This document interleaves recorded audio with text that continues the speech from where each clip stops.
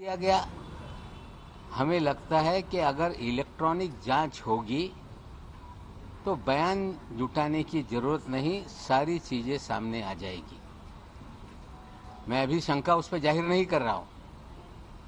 हो सकता है इतनी बड़ी देश की एजेंसी है, हमसे भी 4 कदम आगे वे काम करते होंगे और आशा करते हैं जिसकी तरफ मैं इशारा कर रहा हूं उस विषय को भी लेके थोड़ा सा खंगालेंगे। और एक आज और सवाल खड़ा कर रहा हूं कि एक एफआईआर दर्ज है जिसको लगभग 1 साल की मुद्दत हो गई, उसमें आज तक एक भी गिरफ्तारी नहीं हुई है। लेकिन उसी एफआईआर के तहत दीपिका पादुकोण को बुलाया गया, चार्ट के आधार पर बुलाया गया था, गिरफ्तारी नहीं हुई। सारा अली खान को बुलाया गया, गिरफ्तारी नहीं हुई। श्रद्धा कपूर को बुलाया गया, गिरफ्तारी नहीं हुई। अगर ये झूठ है तो मैं उन्हें ये भी कहना चाहता हूं कि सारे उस समय के मीडिया के चैनल को देख लें। जब जब कोई अभिनेता अभिनेत्री आती थी, पूरा देश का मीडिया फोकस लगा के बैठे रहता था। वो सारे लोग जिनको बुलाया गया उनकी गिरफ्तारी नहीं हुई है, उसकी गहराई में जाइए। मैं ये भी कहता हूं कि मालदीव के दौरे को देखिए, उस समय कौन से अभिनेता अभिनेत्री मालदीव में थी, तो जो उगाही का खेल है वो खुलकर सामने आ जाएगा। जांच शुरू है। ये कहा जा रहा है कि क्रूज की जांच को भटकाने के लिए नवाब मलिक पिछले 20-22 दिन से अलग अलग तरीके से चीज़ों को सामने ला रहा है। मेरा काम है जो गलत चीज़ें हैं, अगर कोई आंख पे पट्टी बांध ले तो उसकी आंख की पट्टी खोलना ये मेरा फर्ज है। मैं और एक बात बता रहा हूं, जो जांच के लिए लोग आए, क्रूज की पार्टी फैशन टीवी ने आयोजित किया था।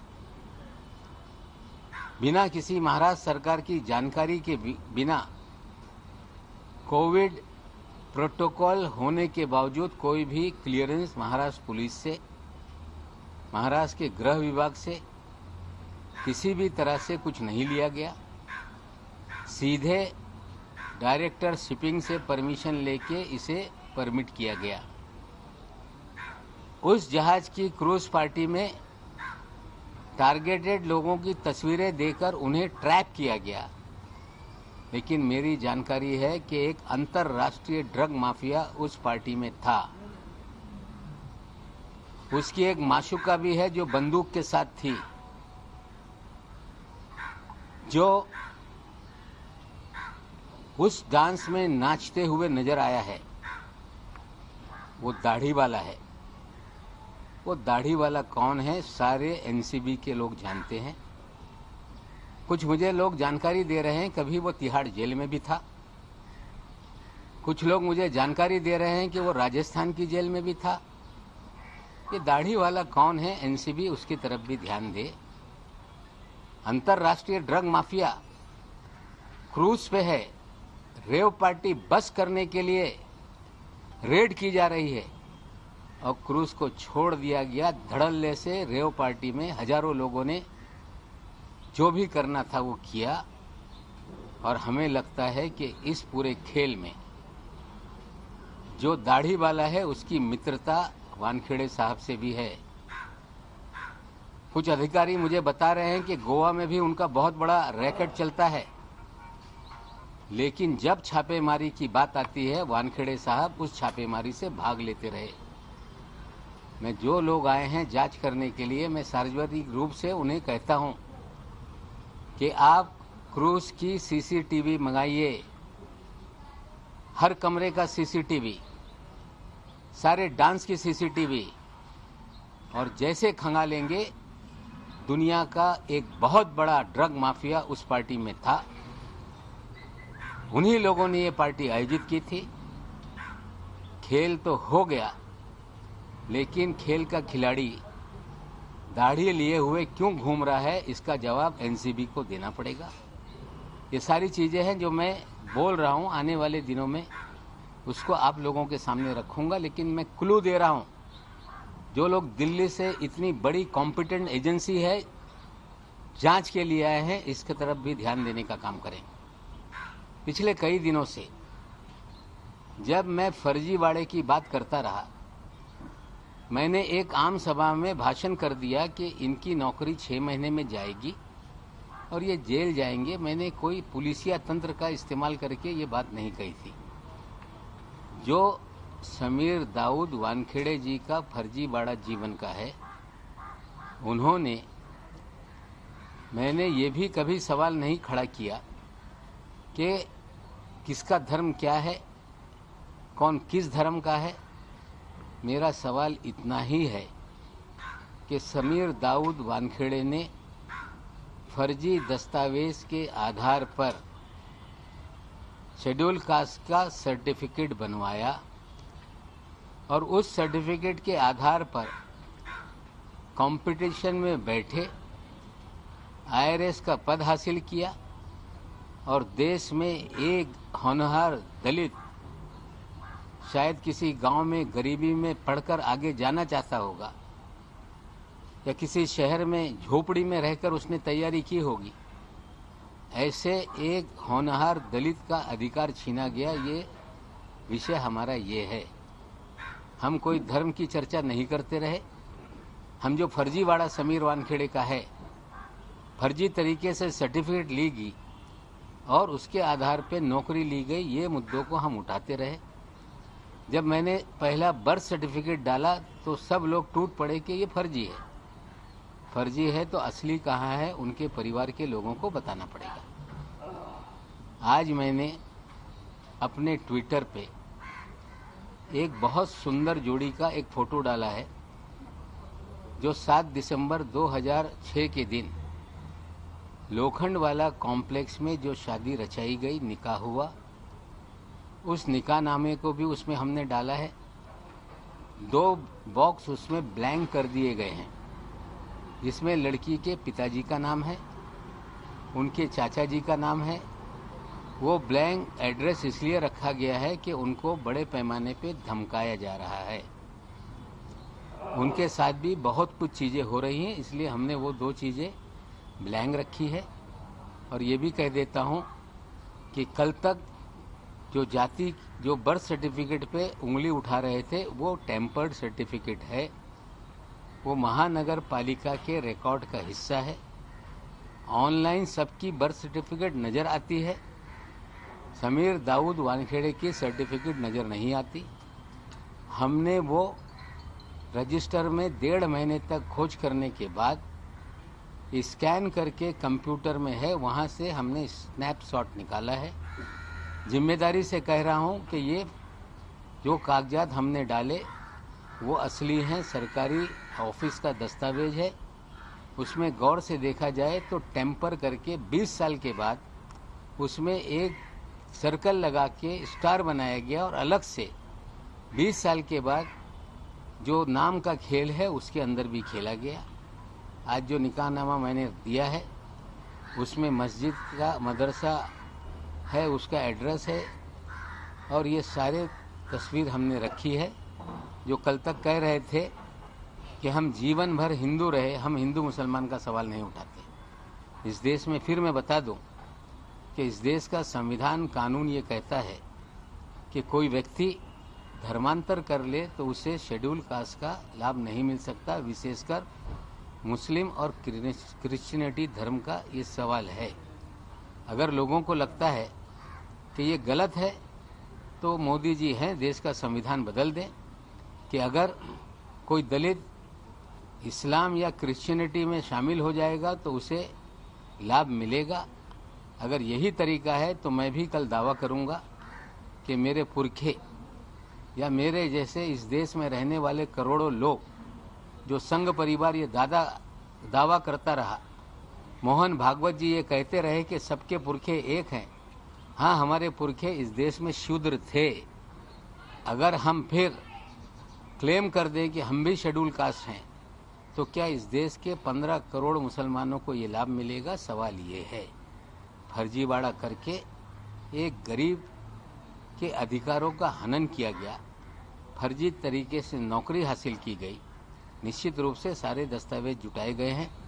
दलित संगठन मेरे पास आ रहे हैं, चीज़ें मांग रहे हैं, हम उनको देंगे। और जो जात प्रताड़नी समिति कहा जाता है, इंग्लिश में स्क्रूटनी कमेटी है, वैलिडिटी कमेटी, उसमें ये कंप्लेंट दर्ज होगी। बाकायदा वानखेड़े साहब को भी नोटिस जाएगी, कंप्लेंट करने वालों को भी सुना जाएगा, सरकारी कार्यालय के दस्तावेज खंगाले जाएंगे और हमें उम्मीद है कि ये फर्जी दाखला साबित होगा और उसके आधार पर निश्चित रूप से जो कानून में प्रावधान है उनकी नौकरी जाएगी। उसी कानून में लिखा है कि इस तरह से फर्जी कोई दस्तावेज के आधार पर अगर कोई सर्टिफिकेट बना लेता है तो उसे 2 साल से 7 साल की सजा का प्रावधान उस कानून में है। आप कह रहे हैं कि बहुत से लोग आपको अप्रोच हो रहे हैं कास्ट सर्टिफिकेट को लेके, लेकिन आप पे बार बार यही इल्ज़ाम लगाया जा रहा है कि नवाब मलिक हिंदू मुस्लिम कर रहे हैं और कहीं ना कहीं बदनाम करने की कोशिश कर रहे हैं। ये देखिए, मैं दस्तावेज के आधार पे कह रहा हूँ, अगर वो जिस भी धर्म में हो, राइट टू रिलीजन ये फंडामेंटल राइट है। हर व्यक्ति अपने तरीके से किसी भी धर्म को स्वीकार सकता है, जब चाहे धर्म बदल सकता है। हर दिन नया धर्म बदल ले, उस पर मेरी आपत्ति नहीं है, लेकिन देश का कानून कहता है कि कोई व्यक्ति जो शेड्यूल कास्ट को बिलोंग करता हो, एक बार उसने अपना धर्म परिवर्तन कर लिया तो उसे शेड्यूल कास्ट का जो भी फायदा है वो नहीं मिलता। लड़ाई ये है कि गरीब दलित का अधिकार छीना गया और निश्चित रूप से ये हम लॉजिकल एंड तक ले जाएंगे और निश्चित रूप से कानून के तहत कार्रवाई होगी। ड्रग लॉर्ड जिसके बारे में आप बात कर रहे हैं, समीर ड्रग लॉर्ड वहाँ पर प्रेजेंट था, ये ड्रग लॉर्ड कौन है और वो क्या उसी दिन क्रूज पार्टी पर था, इसके बारे में थोड़ा और डिटेल दे सकते हैं? देखिए, अभी ये चीजें हैं, हमने इशारतन एनसीबी को बताया है कि दाढ़ी वाला है, उस पार्टी में वो था। संडे की शाम जब वो क्रूज शिप लौट रही थी तो उसमें वो नाचते हुए अपनी महबूबा के साथ, मेरे पास वीडियो है, बहुत सारे डांस के हमारे पास वीडियो है, हम तो देंगे। लेकिन इतनी बड़ी एजेंसी है, क्रूज के सारे सीसीटीवी फुटेज मंगाइए, जानबूझ के पार्टी कराई गई। पार्टी कराने में भी लोगों का हाथ था, ड्रग माफियाओं पे हाथ ना लगा के कुछ लोगों को फ्रेम किया गया पब्लिसिटी के लिए, ये बात सच है। अगर दाढ़ी वाला इनको नहीं मिल पा रहा है तो अगर वो ध्यानेश्वर सिंह जी मेरे पास आ जाएं, मैं दाढ़ी वाले की तस्वीर दे देता हूं, उनको नाम बता देता हूं। उनकी महबूबा इतने खतरनाक हथियारों के साथ है उसमें, हमें लगता है कि ये बहुत गंभीर मामला है। जो चीफ ऑफ डीजी हैं एनसीबी के, उनसे विनती करता हूं कि अगर सही मानों में देश से आप ड्रग मुक्ति करना चाहते हैं, सभी लोग आपके साथ हैं, लेकिन ड्रग पेडलर, ड्रग माफिया को पकड़ें, 2 ग्राम 4 ग्राम रख कर पब्लिसिटी हासिल करने का खेल बंद करें। अगर उन्हें चाहिए तो वो सारी चीजें मैं देने के लिए तैयार हूँ। समीर वानखेड़े का दोस्त है दाढ़ी वाला, आज नहीं कल वो सामने चीजें आएंगी। समीर वानखेड़े को जेल भेजेंगे क्या? चौकशी होणार आहे सर, कास्ट सर्टिफिकेट को लेकर के जेल भेजेंगे आप? सर, वानखेड़े को जेल भेजेंगे? समितीचे प्रमुख आहेत, आता देखील नहीं, देख लीजिए, ऐसा है कि जांच हो रही है, अभी हम कोई जांच पे उंगली नहीं उठाना चाहते।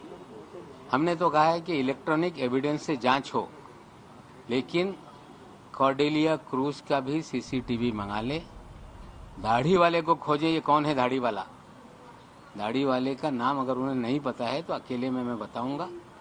अगर गंभीरता से नहीं लेते हैं तो सार्वजनिक चीजें करेंगे। सवाल आपने पूछा है कि उन्हें जेल भेजेंगे, मैं नहीं भेजूंगा, देश का कानून भेजेगा।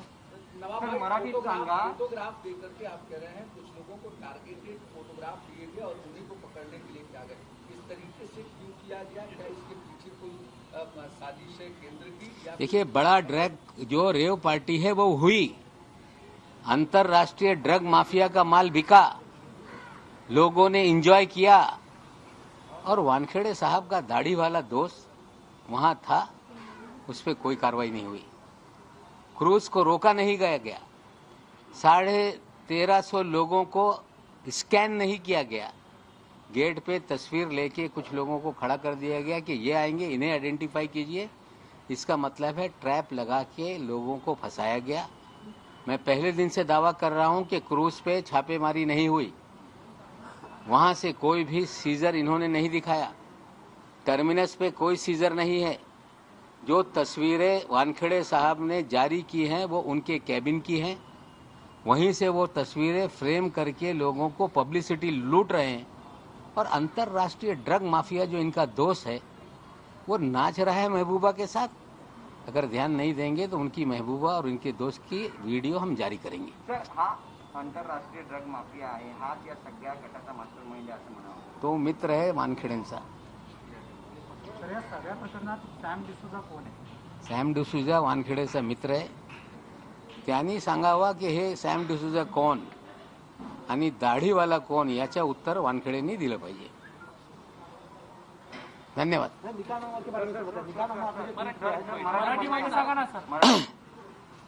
ज्या पद्धतीने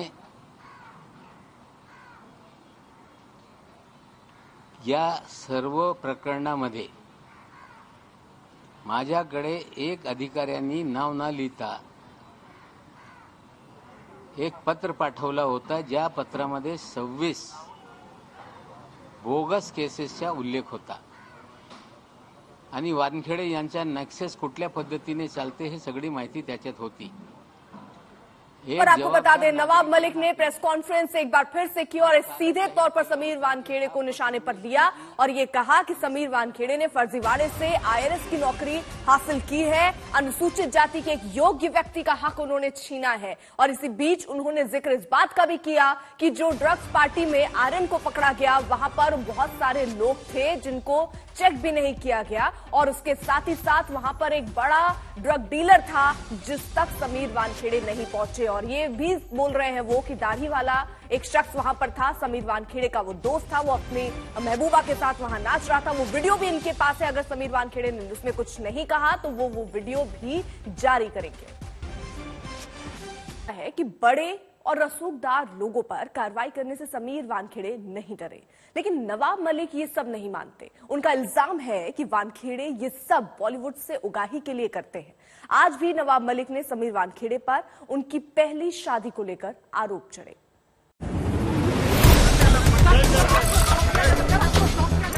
समीर वानखेड़े पर नवाब मलिक 6 अक्टूबर से आरोपों की बौछार कर रहे हैं। वानखेड़े पर नवाब मलिक ने ताजा इल्जाम एक चिट्ठी के जरिए लगाया है। नवाब मलिक का दावा है कि इस चिट्ठी को एनसीपी के एक अधिकारी ने उन्हें भेजा है, जिसमें वानखेड़े पर 1-2 नहीं बल्कि 26 आरोप लगाए गए हैं। देखिए, ऐसा है कि जो चीजें लिखी गई उसमें कुछ घटनाक्रम ऐसी है कि शहर के बहुत सारे लोग 6 तारीख के बाद मुझे आकर मिल रहे हैं। जो अलग अलग चीज लोग आके बता रहे हैं, जिन लोगों का इस्तेमाल किया गया है, मैं आपको बता दूं कि जिस तरह से प्रभाकर साली ने कहा कि मुझसे 8 से 10 कागजों पे ब्लैंक सिग्नेचर किए गए, एक और गवाह इसी तरह का मेरे पास आया था, वो डरा हुआ था, उसने कहा कि 50 कागजों पे मुझसे ब्लैंक सिग्नेचर लिए गए। वो एक जिक्र कर रहा था जो नाइजीरियन को फंसाया गया, उसी की खबर पे नाइजीरियन वाला मामला बना था। तो ऐसे खत कोई भी लिख सकता है, कोई भी घर पे बैठ के लिख सकता है ऐसे खत। अगर उस खत पे किसी का नाम नहीं है और अगर उसमें कोई भी किसी का क्लेम नहीं है, किसी इंसान का जिसने वो खत लिखा है, सामने आए और बेधड़क तरीके से कंप्लेंट करे। नवाब मलिक ने समीर वानखेड़े पर गैर कानूनी तरीके से फोन टैप करने का आरोप लगाया और दावा किया कि समीर वानखेड़े ने उनकी बेटी नीलोफर की कॉल डिटेल भी मांगी थी, लेकिन मुंबई पुलिस ने इसे देने से इनकार कर दिया। अभी तो जब टैबिंग का मामला निकलेगा तो किसका किसका टैब हुआ है मामला सामने आएगा। समीर दाऊद वानखेड़े इल्लीगल टैबिंग, मुंबई शहर का एक व्यक्ति, थाने शहर का एक व्यक्ति, उनके जरिए इस शहर के, इस राज्य के बड़े बड़े, चाहे वो अभिनेता हो सकते हैं, नेता हो सकते हैं, उद्योजक हो सकते हैं, सबका फोन इंटरसेप्ट कराते हैं। उसकी जानकारी है और इसकी कंप्लेंट आगामी दिनों में हम कमिश्नर को करेंगे।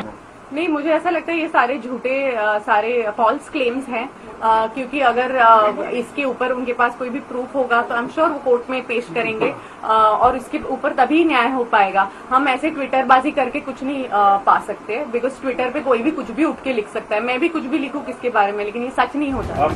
इससे पहले नवाब मलिक ने समीर वानखेड़े पर फर्जी सर्टिफिकेट के दम पर नौकरी लेने का आरोप लगाया, जिसके जवाब में समीर वानखेड़े ने अपने पूरे परिवार का जातीय प्रमाण पत्र जारी कर दिया। नहीं, देखिए ऐसा है, वो अपने दावे पे कायम रहें। सारी चीजें आज ही खुलासा कर देने की जरूरत नहीं है। कम से कम पहली शादी हुई थी, ये तो मामला सामने आ गया। अब वो किस कानून से हुई थी वो दावा कर रहे हैं। मैं आपको बता दूं, वो सारे सबूत हमारे पास हैं जो ये साबित कर देंगे कि वानखेड़े साहब इन्होंने इस्लाम धर्म स्वीकारा था, बच्चों की परवरिश इस्लामी तरीके से हुई, इस्लामी तरीके से समीर वानखेड़े जी की डॉक्टर शबाना कुरैशी से शादी हुई। वो सारे कागजात आगामी दिनों में हम रखेंगे और यही आधार पे जो वैलिडिटी कमेटी है उसमें ये मामला जाएगा। हमें पूरा विश्वास है उसकी जांच होने पे सर्टिफिकेट रद्द होगा।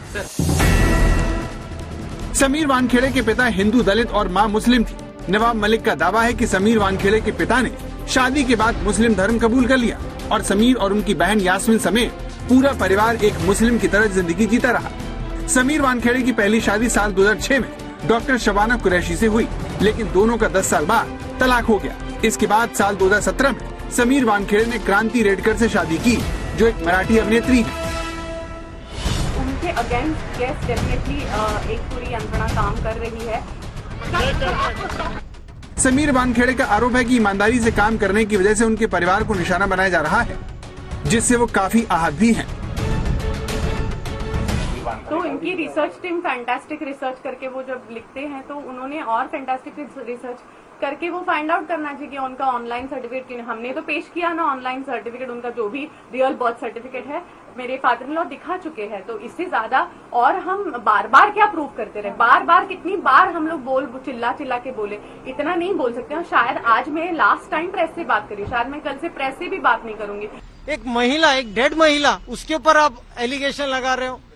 एक सिस्टर, एक जो बच्चों की माँ है, आप उसका इंस्टाग्राम पे जाके उसकी स्नूपिंग करो, उसके ऊपर आप एलिगेशन लगा रहे हो। उसके ऊपर एक जो 77 इयर्स का एक वृद्ध है, रिटायर्ड पर्सन है, आप उस पर एलिगेशन लगा रहे हो। किस चीज के लिए? जस्ट आपके नेशनल सर्विस करने के लिए। और आपको हम लोग हमारा प्रोफेशनल जो काम करते हैं, आप उसको पर्सनली लेके, और जो कोई भी आपके साथ में जो हमारे ऑलरेडी जो पहले कार्रवाई हुई है, आप वो चीज को लाके मेरी फैमिली पे अटैक करेंगे, उस चीज की मैं निंदा करता हूं। समीर वानखेड़े की जांच से ही शाहरुख खान के बेटे आर्यन खान को सलाखों के पीछे पहुंचना पड़ा है, लेकिन अब समीर वानखेड़े खुद सवालों के घेरे में है। उन्होंने रिश्वत ली है या नहीं, इसकी एनसीबी विभागीय जांच कर रहा है। लेकिन परिवार का सवाल है कि आर्यन खान मामले की जांच के दौरान ही समीर वानखेड़े पर इस तरह के आरोप क्यों लगे। दिव्येश सिंह, मुंबई, आज तक।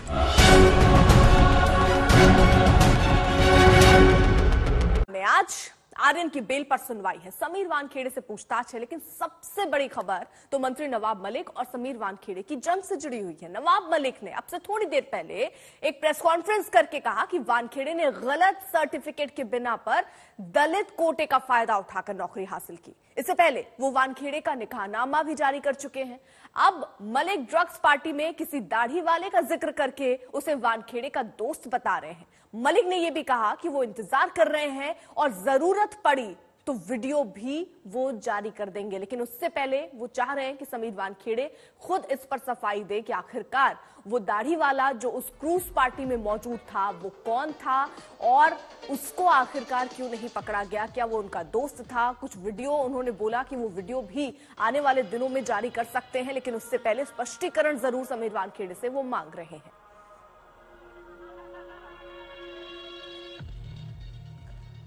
तो जहां एक तरफ देखिए ये जंग अब जिसमें समीर वानखेड़े सीधे तौर पर घिरते जा रहे हैं। पहला आरोप तो उन पर यही लग रहा है कि फर्जीवाड़े से उन्होंने आईआरएस की नौकरी हासिल की, अनुसूचित जाति के एक योग्य व्यक्ति का हक छीना। वहीं दूसरा आरोप उन पर अब जो लग रहा है कि वो क्रूज ड्रग पार्टी जो चल रही थी उसमें एक दाढ़ी वाला शख्स था, वो कौन था उसकी जानकारी भी समीर वानखेड़े को देनी चाहिए। जो जांच के लिए लोग आए, क्रूज की पार्टी फैशन टीवी ने आयोजित किया था। बिना किसी महाराष्ट्र सरकार की जानकारी के बिना कोविड प्रोटोकॉल होने के बावजूद कोई भी क्लियरेंस महाराष्ट्र पुलिस से, महाराष्ट्र के गृह विभाग से किसी भी तरह से कुछ नहीं लिया गया। सीधे डायरेक्टर शिपिंग से परमिशन लेके इसे परमिट किया गया। उस जहाज की क्रूज पार्टी में टारगेटेड लोगों की तस्वीरें देकर उन्हें ट्रैप किया गया। लेकिन मेरी जानकारी है कि एक अंतर्राष्ट्रीय ड्रग माफिया उस पार्टी में था। उसकी एक माशूका भी है जो बंदूक के साथ थी, जो उस डांस में नाचते हुए नजर आया है। वो दाढ़ी वाला है। वो दाढ़ी वाला कौन है, सारे एनसीबी के लोग जानते हैं। कुछ मुझे लोग जानकारी दे रहे हैं कभी वो तिहाड़ जेल में भी था। कुछ लोग मुझे जानकारी दे रहे हैं कि वो राजस्थान की जेल में भी था। ये दाढ़ी वाला कौन है, एनसीबी उसकी तरफ भी ध्यान दे। अंतर्राष्ट्रीय ड्रग माफिया क्रूज पे है। रेव पार्टी बस करने के लिए रेड की जा रही है और क्रूज को छोड़ दिया गया। धड़ल्ले से रेव पार्टी में हजारों लोगों ने जो भी करना था वो किया। और हमें लगता है कि इस पूरे खेल में जो दाढ़ी वाला है उसकी मित्रता वानखेड़े साहब से भी है। कुछ अधिकारी मुझे बता रहे हैं कि गोवा में भी उनका बहुत बड़ा रैकेट चलता है। लेकिन जब छापेमारी की बात आती है वानखेड़े साहब उस छापेमारी से भाग लेते रहे। मैं जो लोग आए हैं जांच करने के लिए, मैं सार्वजनिक रूप से उन्हें कहता हूं कि आप क्रूज की सीसीटीवी मंगाइए, हर कमरे का सीसीटीवी, सारे डांस की सीसीटीवी, और जैसे खंगालेंगे दुनिया का एक बहुत बड़ा ड्रग माफिया उस पार्टी में था। उन्हीं लोगों ने ये पार्टी आयोजित की थी। खेल तो हो गया, लेकिन खेल का खिलाड़ी दाढ़ी लिए हुए क्यों घूम रहा है, इसका जवाब एनसीबी को देना पड़ेगा। तो नवाब मलिक ये पूछ रहे हैं कि खेल का असली खिलाड़ी वो दाढ़ी वाला आखिरकार कौन था, उसके बारे में समीर वानखेड़े को जानकारी देनी चाहिए। जरा नजर डालिए। ड्रग्स केस में मिनिस्टर वर्सेस डायरेक्टर चल रहा है। नवाब मलिक ने कहा कि आरएस बनने के लिए समीर वानखेड़े ने फर्जीवाड़ा किया, जिसका जवाब समीर वानखेड़े दे रहे हैं। कह रहे हैं मुझ पर जो ये आरोप लग रहे हैं वो गलत है। वहीं नवाब मलिक कह रहे हैं सर्टिफिकेट में धर्म के साथ भी फर्जीवाड़ा हुआ।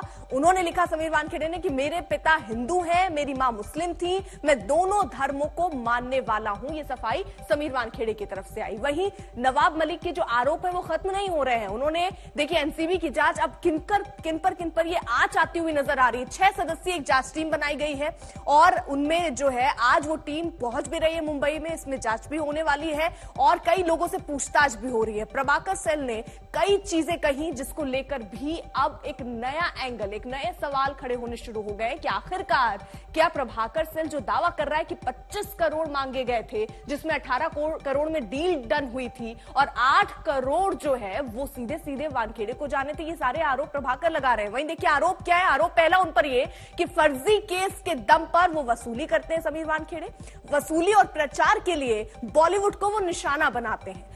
तीसरा आरोप उन पर है जाति प्रमाण पत्र में छेड़छाड़ कर उन्होंने नौकरी हासिल की है। दाऊद नाम उसमें उन्होंने छिपाया। आरोप चौथा उन पर यह है कि बीवी के नाम पर उनके पास बेनामी संपत्ति है। हालांकि इस पर भी उन्होंने स्पष्टीकरण दिया और यह कहा कि आप सब चेक कर लीजिए, कहीं भी कुछ भी झोल आपको नहीं मिलेगा। मुझे धमकियां आई, मैंने कोई फोन, मेरे जो नंबर है हमने बंद रखा है। कुछ अलग नंबर पे बातें मेरी होती हैं जो व्हाट्सएप पे और फेस टाइम पे है। लेकिन जो धमकी के कॉल आए वो कार्यालय में आए हैं। वो सारे टेलीफोन जो पुलिस का मंत्री के कार्यालय में जो ऑपरेटर होता है वो पुलिस का एक सिपाही होता है। जो भी चीज़ें उसको मिलती है वो रिकॉर्ड करके अपने जो उनका डिपार्टमेंट है उसको भेजता है। मुझे भी जानकारी उसने दी है, वो भी खत के द्वारा हमने गृह मंत्री को दिया है। डर और थ्रेट्स तो है। आज देखिए कि हमारे काम क्या है और हम किस लेवल पे आके आप लोगों से बात करें। हमने तो आपको नहीं बुलाया था, ये तो नवाब जी का काम है। हम हमारे काम हम काम करते हैं, हम वर्किंग लेडीज हैं।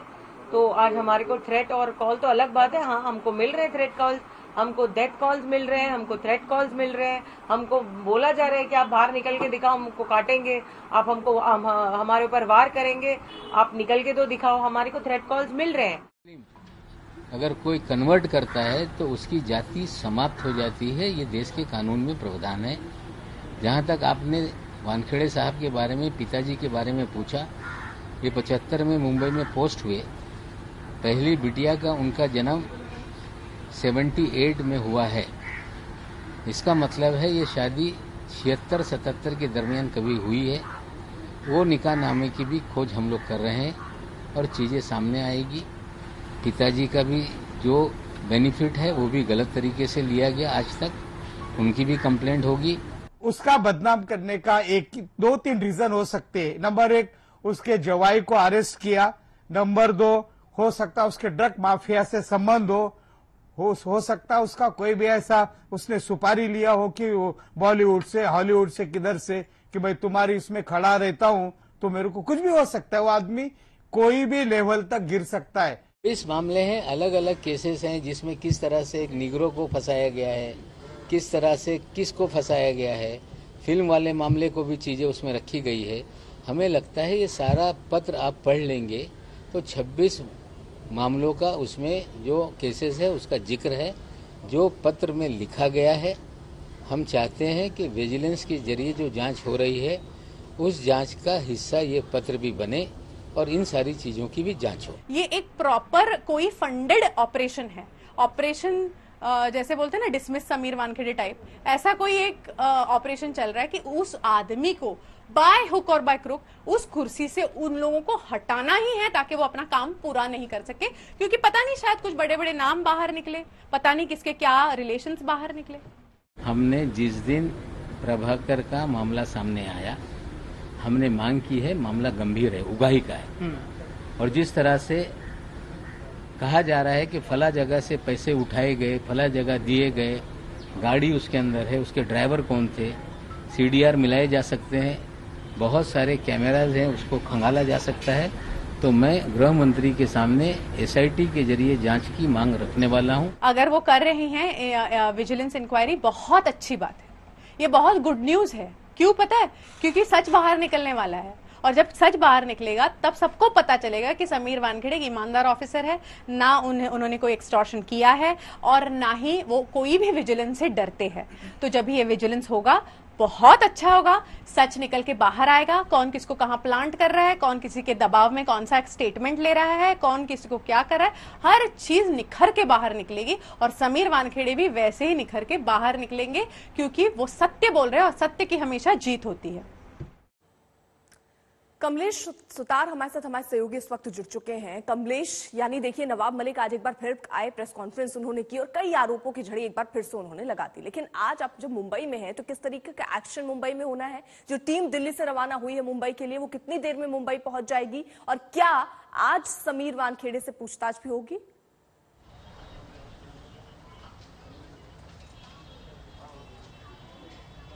देखिए, मैं नवाब मलिक के घर पर थोड़ी देर पहले उनका प्रेस कॉन्फ्रेंस हुआ तो जाहिर सी बात है इसी के बारे में बात करेंगे। नवाब मलिक ने आज कौन से नए आरोप जड़े हैं, दिन ब दिन जिस तरह से नए खुलासे इस मामले में हो रहे हैं, नए नए किरदार इस पूरे कहानी में जुड़ रहे हैं। आज एक नया किरदार इसमें जुड़ा है। नवाब मलिक का यह आरोप है कि एक दाढ़ी वाला कोई ड्रग लॉर्ड, कोई ड्रग माफिया उस दिन उस क्रूज पर मौजूद था।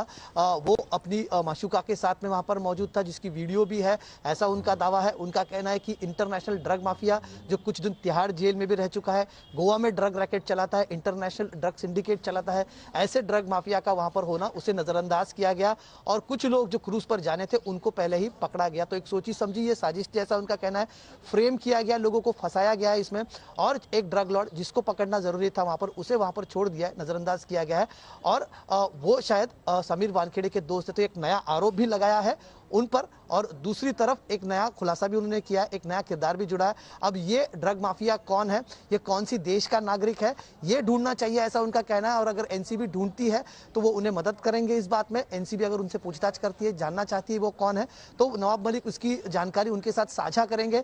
लेकिन अगर नहीं करते तो आने वाले दिनों में ये ड्रग माफिया कौन था, ये दाढ़ी वाला ड्रग माफिया जो उस दिन क्रूज पर मौजूद था, उसके बारे में जानकारी भी आने वाले दिनों में इसके बारे में नवाब मलिक नया खुलासा करेंगे। तो एक बिल्कुल, यानी कमलेश या नवाब मलिक ने यह भी कह दिया कि वीडियो भी उनके पास है और अगर समीर वानखेड़े स्पष्टीकरण नहीं देते हैं तो वो वीडियो भी सामने रखेंगे।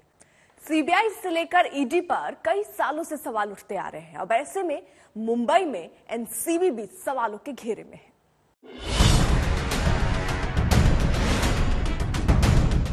एक गंदी मछली पूरे तालाब को गंदा कर देती है।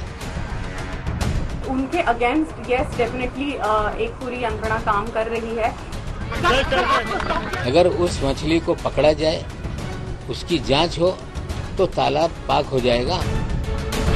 समीर जी सिर्फ कलाकारों को नहीं पकड़ते हैं, और अगर वो 100% में से 3% या 2% कलाकार होंगे। कम से कम एनसीबी ने अपनी साख को कायम रखने के लिए एक जांच बिठाने का काम किया है। इस वक्त मुंबई में नारकोटिक्स कंट्रोल ब्यूरो यानी नशे के जाल से देश को बचाने वाली एजेंसी वो तालाब बन गई जिसके पानी की स्वच्छता पर सवाल उठ रहे हैं। स्वच्छता यानी साख पर सवाल की अभी ये कहानी शाहरुख खान के बेटे आर्यन खान की गिरफ्तारी के बाद आई, और सवाल की वजह ये कि आर्यन खान पर जब आरोप लगे कि वो ड्रग्स का इस्तेमाल करते हैं और आर्यन को दोस्त के पास ड्रग्स होने की जानकारी थी, लेकिन पकड़ने और जांच करने वाले एनसीबी के समीर वानखेड़े पर लगे आरोप क्या उससे भी बड़े नहीं हैं? मसलन आरोप है कि आर्यन के बदले 25 करोड़ रुपए वसूलने की तैयारी थी। आरोप कोरे कागज पर गवाहों से दस्तखत कराने के, फर्जी सर्टिफिकेट से नौकरी पाने के, आरोप राजनीतिक इशारे पर कार्रवाई करने के, आरोप झूठे मामलों में फंसाने के लिए खास टीम बनाकर रखने का, आरोप करीबी वकील के जरिए पैसों की उगाही होने का और पैसों के लिए बॉलीवुड कलाकारों को ड्रग्स में फंसाने का। इस तस्वीर को देखकर सोचिए आरोप किस पर गंभीर है, किस पर ज्यादा, और साख पर किसके ज्यादा सवाल है। क्योंकि असली मुद्दा है जांच एजेंसी की निष्पक्षता, जिस पर शरद पवार की पार्टी के नेता और महाराष्ट्र के मंत्री नवाब मलिक अब एनसीबी के ही अज्ञात अफसर की चिट्ठी के हवाले से सवाल उठाते हैं। चिट्ठी के सहारे ही ड्रग्स के झूठे केस में लोगों को फंसाने वाला संगठित गिरोह चलाने का आरोप एनसीबी के जोनल डायरेक्टर समीर वानखेड़े पर लगाते हैं। 26 मामले हैं, अलग अलग केसेस हैं, जिसमें किस तरह से एक निगरो को फंसाया गया है, किस तरह से किसको फंसाया गया है, फिल्म वाले मामले को भी चीजें उसमें रखी गई है। हमें लगता है ये सारा पत्र आप पढ़ लेंगे तो 26 मामलों का उसमें जो केसेस है उसका जिक्र है, जो पत्र में लिखा गया है। हम चाहते हैं कि विजिलेंस के जरिए जो जांच हो रही है उस जांच का हिस्सा ये पत्र भी बने। ऐसे खत कोई भी लिख सकता है, कोई भी घर पे बैठ के लिख सकता है ऐसे खत। अगर उस खत पे किसी का नाम नहीं है और अगर उसमें कोई भी किसी का क्लेम नहीं है, किसी इंसान का जिसने वो खत लिखा है, सामने आए और बेधड़क तरीके से कंप्लेंट करे और फिर चाहिए तो इसकी जांच हो। एनसीबी के अज्ञात अफसर के हवाले से आई नवाब मलिक के नाम की चिट्ठी में हालांकि एक केस खुद उनके दामाद का भी है, लेकिन एजेंसी की साख पर उठते सवालों के कारण एनसीबी को एक्शन लेने की बात कहनी पड़ती है। इसकी लिस्ट सामने आई है, कहा जा रहा है एनसीबी ऑफिसर द्वारा नवाब मलिक को लिस्ट भेजी गई 26 केसेस की, जिसमें कई एलिगेशन है। हाँ, एक पेपर मेरे पास भी व्हाट्सएप पे आया है जिसमें तमाम बातें लिखी हुई है। We will take necessary action. NCB अगर ड्रग्स के झूठे केस में फंसाने के आरोपों के कटघरे में खड़ी है तो सीबीआई पर सत्ता विरोधी दलों को टारगेट करने का आरोप पहले से लगता आया है। नतीजा यह है कि देश के 8 राज्यों में केंद्र की सबसे बड़ी जांच एजेंसी बिना राज्य सरकार की इजाजत किसी तरह की कोई इन्वेस्टिगेशन नहीं कर सकती, जबकि ईडी यानी प्रवर्तन निदेशालय को खुद बीजेपी के ही नेता कटघरे में डाल दे रहे हैं। सबूत महाराष्ट्र के सांगली से आए इस वीडियो में, जिसमें बीजेपी के सांसद संजय पाटिल दिखते हैं, जो एक मॉल के उद्घाटन समारोह में मौजूद हैं। हाथ में माइक लेकर सार्वजनिक तौर पर कहते सुनाई पड़ते हैं कि ईडी इनका कुछ नहीं करेगी क्योंकि ये सत्ताधारी पार्टी के सांसद हैं। नाही वैभवदादा ईडी मागायलाच नाही, मी खासदार आहे भाजपचा. पण मी भाजपचा खासदार आहे, त्यामुळे काही ईडीकडे एवढे येणार नाही. इकडं ईडी यानी प्रवर्तन निदेशालय एक विशेष वित्तीय जांच एजेंसी जिसके ऊपर भारत में भ्रष्टाचार को रोकने की जिम्मेदारी है. ईडी यानी वो एजेंसी जो फर्जी तरीके से पैसों की हेरफेर, काले पैसे को सफेद करने वालों और विदेश से पैसों के लेन देन में खेल करने वालों की जांच करती है, रोकती है, पकड़ती है. ऐसी केंद्रीय एजेंसी के बारे में बीजेपी के सांसद संजय पाटिल सार्वजनिक रूप से ये क्यों कहते हैं कि उन्हें डर नहीं, क्योंकि वो सत्ताधारी पार्टी के सांसद है. नाही वैभवदादा ईडी मागायलाच नाही, मी खासदार आहे भाजपचा. पण मी भाजपचा खासदार आहे, त्यामुळे काही ईडीकडे एवढे येणार नाही. इकडं तुम्ही बघा, आम्ही गाड्या वापरताना लोकांच्या पुढे दिसलं पाहिजे की आमच्याकडे भरपूर आहे, म्हणून आम्ही गाडी वापरताना बँकेचं कर्ज काढून 40 लाख रुपयाची गाडी घेणार.